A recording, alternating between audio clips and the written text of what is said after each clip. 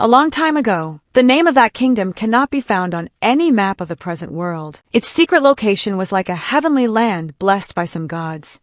Its name was Rajvilaspur. This kingdom was a place where the light of the rising sun first fell on the mountaintops. The river flowed as clear as glass, and the trees in the forest were as calm as if they were immersed in prayer themselves. There were mountains after mountains all around, the Subarnarekha river flowing through it, and the green forest surrounding them was like a picture painted by nature. The subjects were people who lived in happiness and peace, hardworking, and lived together regardless of religion, caste, and race. If anyone once set foot in Rajvilaspur, he would never want to go back. At the heart of the kingdom was a wonderful palace, the Jeweled Palace. The dome of this palace was covered with gold, the chandelier inside was made of diamond, and the curtains on the windows were woven with peacock feathers. From this palace, the kingdom was ruled by a great, wise, and compassionate king, Vijayasena. King Vijayasena was a ruler who listened to the problems of his subjects every day before ruling the kingdom. There was no shortage in the kingdom under his rule. The rice fields shone like gold, there were smiling faces in the markets, artists sang songs, made idols, and scholars studied the scriptures in the school. The king believed, if a king does not behave like a guardian of his subjects, he is not a king, but a cruel scoundrel. His consort, Queen Chandramukhi, was the epitome of beauty and intelligence. The queen always had the future of the kingdom in her eyes. She was especially worried about one thing, and that was their only daughter, Tilottama. The name Tilottama meant the seat of supreme beauty. Truly, she was a priceless jewel of the kingdom. Her eyes were as peaceful as two lotuses, her hair was as soft and thick as a fountain, and her smile was as if the moonlight was falling on water at night. But the sad truth was, behind this beautiful appearance was a fatal flaw, laziness. The princess did not understand the meaning of work. Even when the sun rose in the morning, Tilottama was in no hurry to open her eyes. The maidservants would slowly remove the curtains and turn on the light in the room, fanning the gentle breeze, and she would turn her shoulders and say, "I don't want to get up today. I am a princess. What is the use of working so hard?" Tilottama would say, "I was born to enjoy royal pleasures. Hard work is the work of a commoner." At first, the queen thought that the girl might mature with time. But time was passing, and there was no sign of change. King Vijayasena was becoming more and more frustrated day after day. In the secret corridors of the palace, in the kitchen, and even in the temple courtyard, whispers began among the subjects. The kingdom is fine, but what if the princess rules one day? Then what will the kingdom become? It will be filled with laziness. All these words gradually reached the ears of the king and queen. They fell into deep anxiety. Vijayasena would sit in a meeting every day to think about Tilottama. Sometimes he would call an advisor, sometimes he would go to an astrologer. But there was no ray of hope to be seen anywhere. Tilottama's day would begin at noon in a luxurious perfumed bathhouse. There was a private sandalwood bath for her, expensive perfumes, and fruit in a diamond bowl. Musicians would play the veena, poets would recite the praises of her beauty. She would wear new clothes every day, see her appearance in the mirror, and would be engrossed in her own appearance. She would spend the day reclining, talking, and beautifying herself. At night, she would sleep on the golden bed of the palace. The day seemed to be just for enjoyment. Tilottama would say with some arrogance, "Why should I go to run the kingdom? There are ministers to rule. I will live in royal bliss like a goddess." King Vijayasena would stand on the roof of the palace and watch silently as some children played below. Farming was going on in the fields, and from a distance, the princess's window could be seen, permanently closed. No light entered there, no wind came, as if it were a world outside reality. Queen Chandramukhi said to the king in a silent moment of the night, "Our kingdom is prosperous, but if the inheritance is weak, then the future is dark. Tilottama is not just beautiful, she must be brought to the path of knowledge, responsibility, and conscience." One night, the sky in Rajvilaspur seemed to become unusually dark. The moonlight was hidden in the clouds, the wind stopped, and the sound of lightning could be heard somewhere in the distance. That night, a mysterious old man stood at the main gate of the palace. He was wearing a white sheet, a stick in his hand, and his eyes seemed to have the light of 100 years of knowledge. When the palace guards tried to stop him, he said in a calm voice, "I have come to give a message about the future. Tell King Vijayasena that the old era is passing away and the kingdom is about to face a new test." The guards were surprised. Some of them were whispering quietly, "This is the very old soothsayer Raghu Pandit, about whom it is said in a very old story, he sleeps for 100 years and wakes up only when the kingdom is on the verge of danger." Raghu Pandit was brought and seated in the royal court. King Vijayasena, Queen Chandramukhi, ministers, all the courtiers gathered. Princess Tilottama also came with an annoyed face. "Do you have to listen to the advice of all these old men?" With such a feeling, Raghu Pandit said, "King, you are a great great ruler. But your daughter, on whom your kingdom will depend in the future, is now just a lazy, self-centered figure. The kingdom is heading towards danger. If this kingdom is to be saved, she must change. She must know who she is, why she is, and what her responsibility is. The queen pleaded, "You show the way how." Raghu Pandit then took out a small, black wooden box from his bag. Opening the box, he took out a strange mirror, the mirror of light. It was a mirror that showed a person his true form and the reflection of his future possibilities. He said, "Hold this mirror in front of Tilottama. What he sees will be the door to his future." The king ordered that the mirror be taken to his secluded room. The night was deep.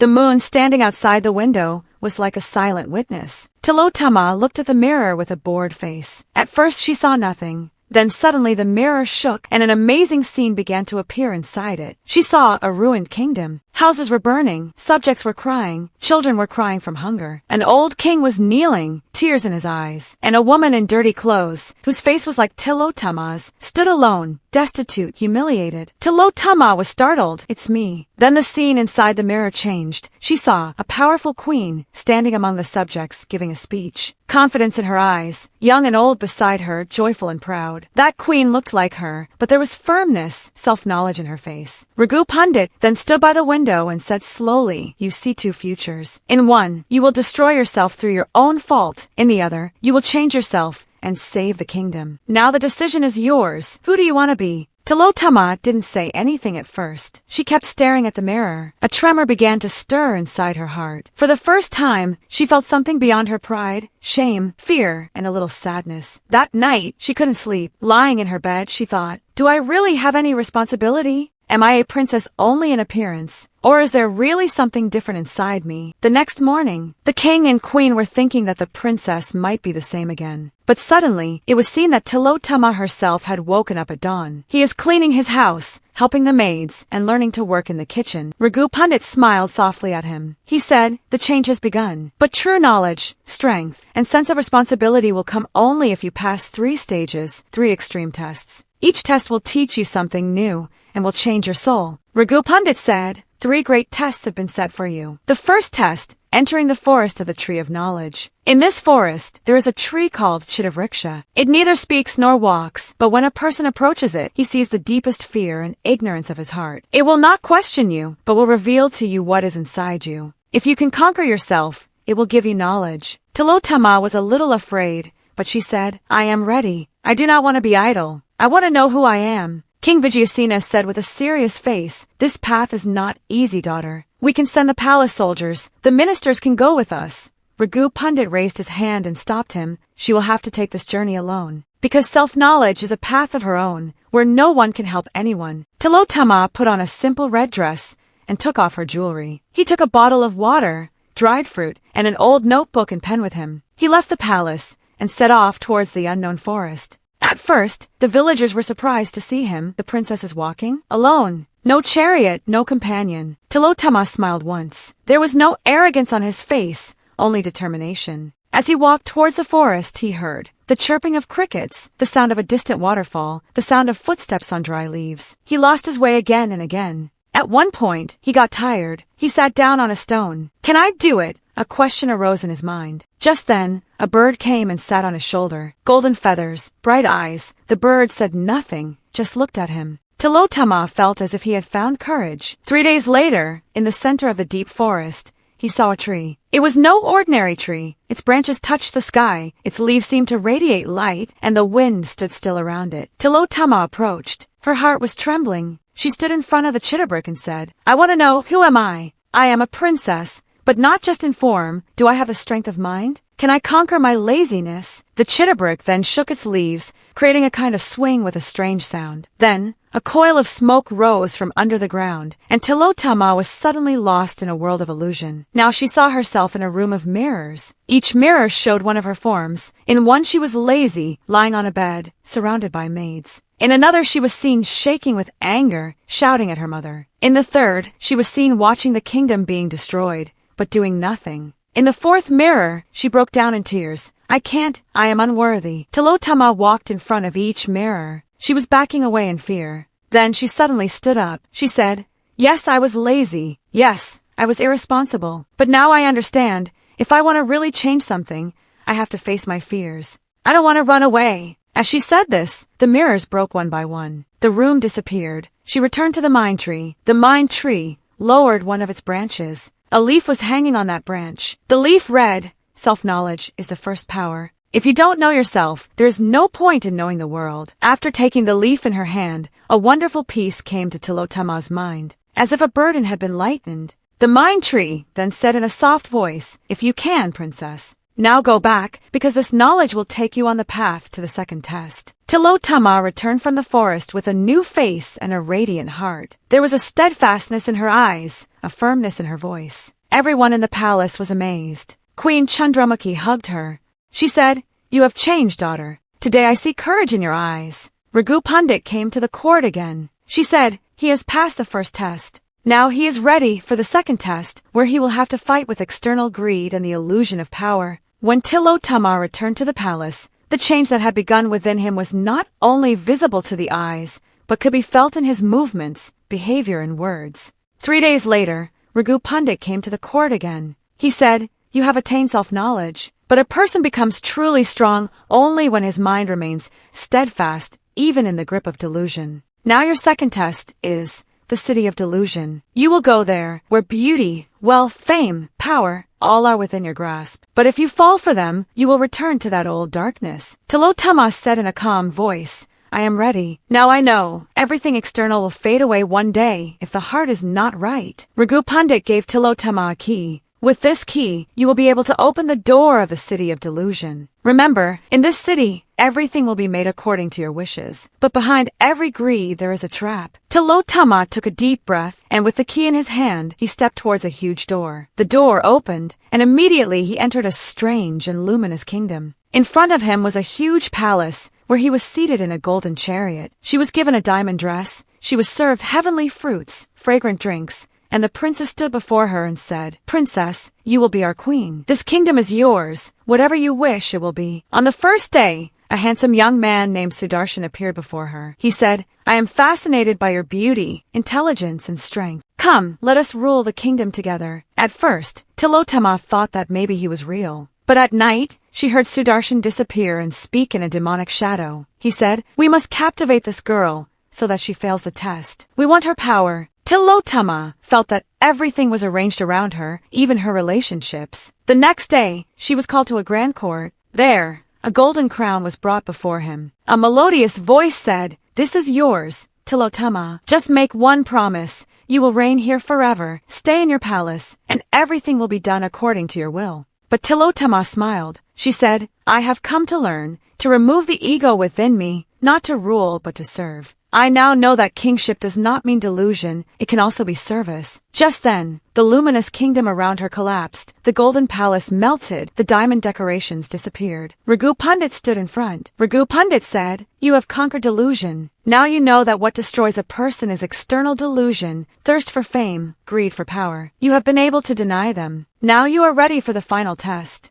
Tilottama said in a low voice, "I am more humble now. Earlier I thought that I was a princess, so everything is my due. Now I understand that nothing is due. Everything has to be achieved with the heart." Returning to the palace, Tilottama now started touring the kingdom. She went to schools, sat with children and studied. He established a vocational training center for poor women. He cooked and distributed food with his own hands among the poor. He said one thing to everyone: the further we get away from delusion, the closer we come to true life. The subjects cried, laughed, and repeatedly said, "We never thought that this princess would one day become our daughter." Raghu Pandit appeared for the third time. He said, "This is the final test, where you will lose everything, even your own being. This test is the most difficult, because here no one will know you, no one will love you. You will prove by being completely ordinary, humanity is the greatest identity." Tilottama said, "I am ready. I know that to find your soul, sacrifice is the only way." Raghu Pandit said, "This will be a test of self-power. This time you will lose all your identities. You will not know who you are, where you came from, what your life was like. You will only remember one feeling, one unknown pain. You will start a new life as an ordinary traveler." He touched a stone pot, and a gray smoke came out of it. The smoke touched Tilottama's face, and then everything disappeared like fog. Tilottama woke up on the dusty road of a village. She had a torn sari on her body. Her hair was messy like a scythe. She had no memories, just a kind of emptiness in her heart. A few women from the village stood around her. An old woman said,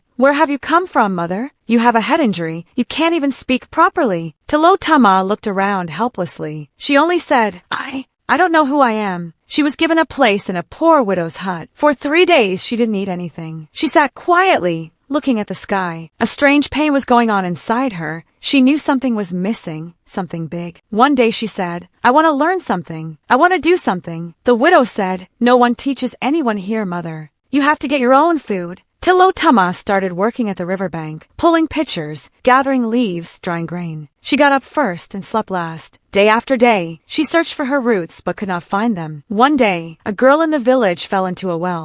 Everyone was afraid. No one came down. Chittobriksha did not think for a moment. She jumped in and saved the girl. That day, everyone said, "This girl has a different courage. Even if no one recognizes her, God recognizes her." That night, she dreamed of a garden where a magical woman was sitting, pity in her eyes, sweetness in her voice. The woman said, "You have forgotten your identity, but your heart has not forgotten your identity. A true queen serves everyone, does not depend on her identity." After Chittobriksha woke up, she realized she had unknowingly started building something with love and courage. At that time, a terrible famine occurred in the village. Food shortages and cholera were spreading everywhere. People are trying to escape, but no one can give them directions. Chittobriksha said, "If we work together, share food, then we can survive." She started making herbal medicines from the bushes in the village, fishing on the riverbank, and storing dry food. People were skeptical at first, but later one by one, everyone came forward under her leadership. An old man said, "I have seen your face somewhere. Are you a daughter of a royal family?" She shook her head. "I don't know anything. All I know is that I can't stand it when someone is in trouble." One night, she was sitting by the river. Suddenly, she saw her reflection in the water.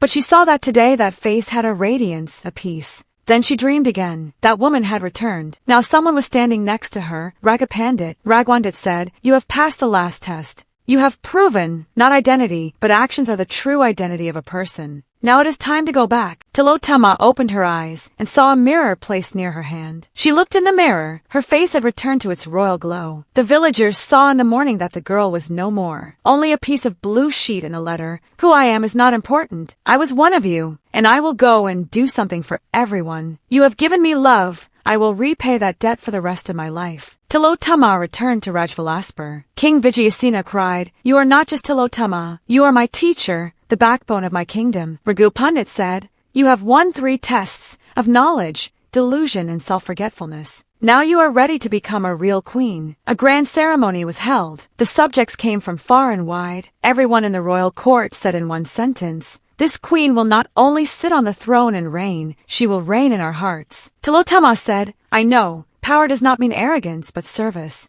I will dedicate my life for this land, for these people." The work started the day after Chittobriksha's inauguration. She breathed a breeze of transformation into every department of the state. She said, "The state does not mean just the palace. The state means the people. And the empowerment of the people is my first responsibility." She first created the Praja Sabha, where farmers, workers, old people, students, everyone could express their opinions. There she first announced education for women would be compulsory. There would be schools and health centers in every village of the state. The tax system would be changed, and the poor would be exempted from taxes. Women's education and rights. The queen herself would go to the schools and tell the girls, "You were not born just to cook or make a living. You can change the world." She formed a special fund for women's education, the Veena Fund, named after the little girl in the village who fell into a well one day. Health and nutrition mobile medical centers were set up in every village. Chittobriksha would occasionally distribute medicines with her own hands so that the subjects would know that their queen was not far away. He established a vocational training center for poor women. He cooked and distributed food with his own hands among the poor. He said one thing to everyone: the further we get away from delusion, the closer we come to true life. The subjects cried, laughed, and repeatedly said, "We never thought that this princess would one day become our daughter."